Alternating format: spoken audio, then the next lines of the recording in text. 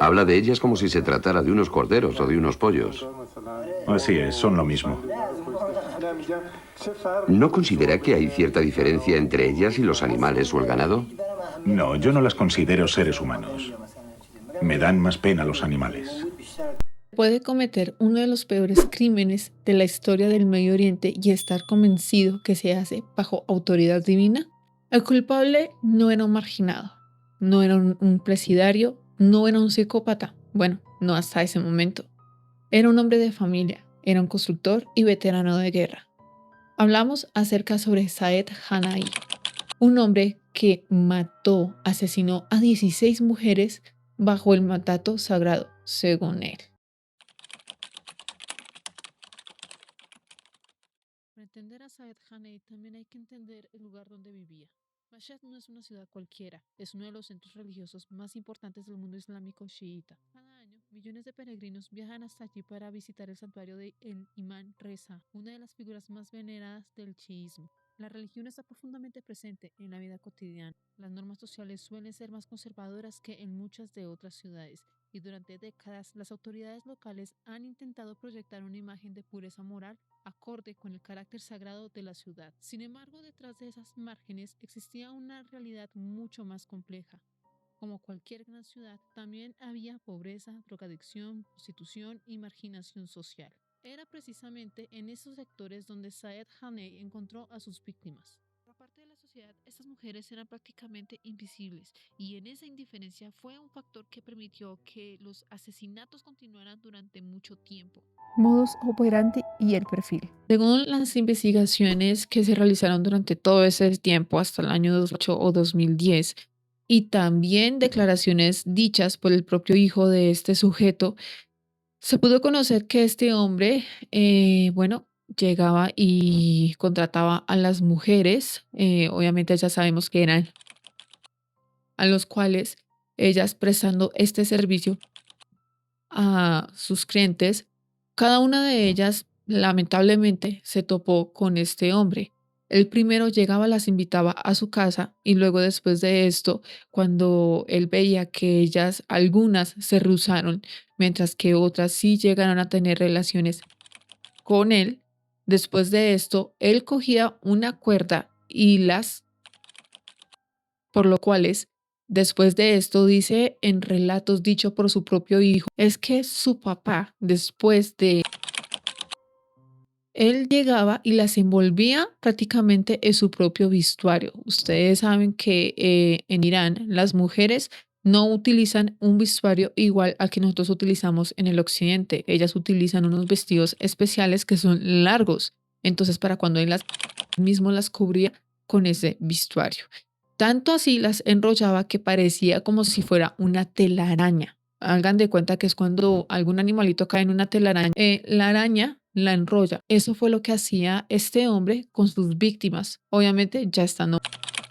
Todo esto lo hizo con 16 mujeres, excepto que casi con una de ellas logró sobrevivir y logró escapar. Denunció y luego después de esto fue como se pudo capturar a este sujeto. Sus víctimas compartían un perfil de alta vulnerabilidad. Eran trabajadores y mujeres atrapadas en los problemas de la droga. La anatomía de una mente oscura. Para los forenses y los psicólogos, Hanael rompió un molde o un esquema en el cual se clasifican a esta clase de como aquellos que buscan placer sexual o que buscan también un placer económico a través de sus.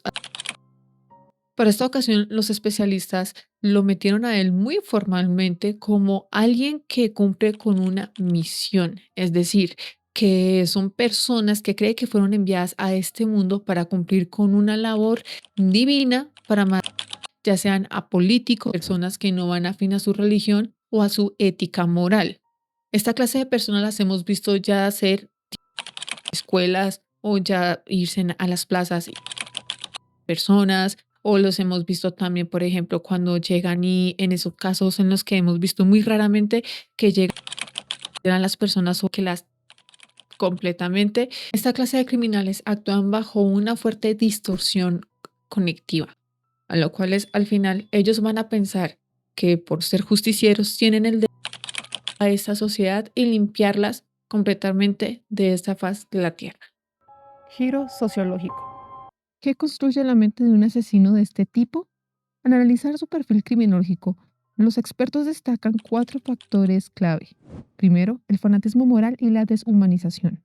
Hanae no veía a estas mujeres como seres humanos de una historia, sino como símbolos de corrupción. Insistía en que Alá aprobaba sus acciones y declaró que comenzó su campaña después de que su propia esposa fuera confundida con una prostituta en la calle. 2. Traumas de la infancia. En sus propias declaraciones durante la investigación, Hanae describió una relación extremadamente conflictiva con su madre, afirmando que sufría de maltrato físico severo donde ella le clavaba las uñas hasta hacerlo. Un resentimiento temprano que los analistas vincularon con su posterior misoginia. Por supuesto que sí. Mis hijos dicen que aún conservan en el cuerpo las marcas de los arañazos de mis uñas.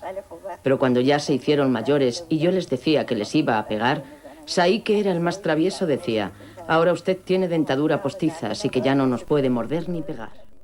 3. El peso del pasado. Fue soldado voluntario en la cruzada de guerra entre Irak e Irán y arrastraba una historia de tratamiento psicológico previo cuyos diagnósticos exactos del gobierno nunca fueron públicos.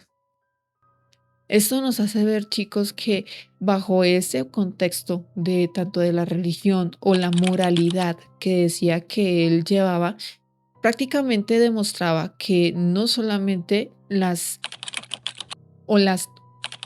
sino que también haciendo que esto fuera uno de los casos más controversiales y también, por decirlo así, más populares en esa época en todo el Medio Oriente. Esto partió obviamente a las personas en 2 grupos, los que estuvieron de acuerdo en tanto con esta moralidad como también los que no estuvieron de acuerdo y los que más bien dijeron él solamente utilizaba la religión como un pretexto. Tenemos que recalcar aquí que cuando a él lo capturaron en el año 2001, a mediados del mes de julio, que le hicieron el juicio, él no mostró ni una pizca de arrepentimiento, ni una pizca de vergüenza. Al contrario, todos los argumentos que la gente llegaba y le decían, todas las alabanzas, todo lo que él llegaba y percibía a su alrededor, esto hizo que él se autodeclarara como un justiciero, como un enviado divino. Esas mujeres que mi hermano ha asesinado no eran seres humanos.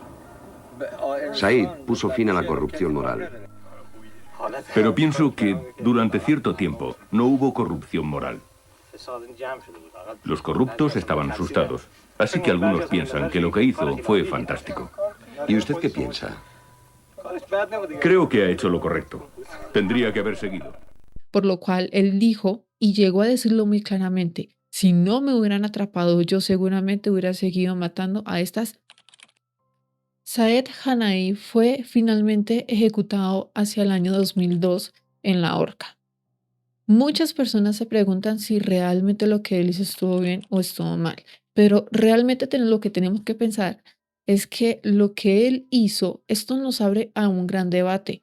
¿Hasta dónde nos puede llevar el fanatismo o una ideología religiosa y todo para cumplir una dicha profecía o supuestamente un llamamiento espiritual o religioso?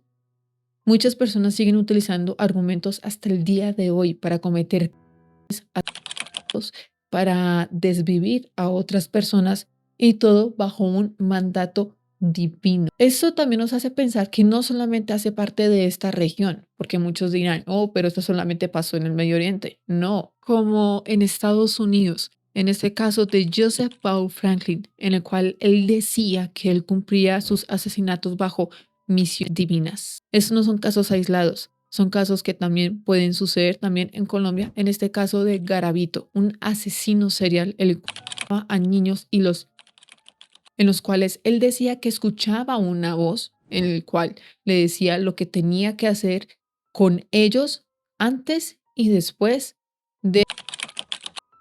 Aquí la pregunta importante que tenemos que hacernos es si realmente toda la culpa fue de Hanae o también la sociedad que lo apoyó en ese momento y de esa época tuvo la culpa. Me gustaría que ustedes me dejaran sus comentarios sabiendo su opinión acerca de este corto video.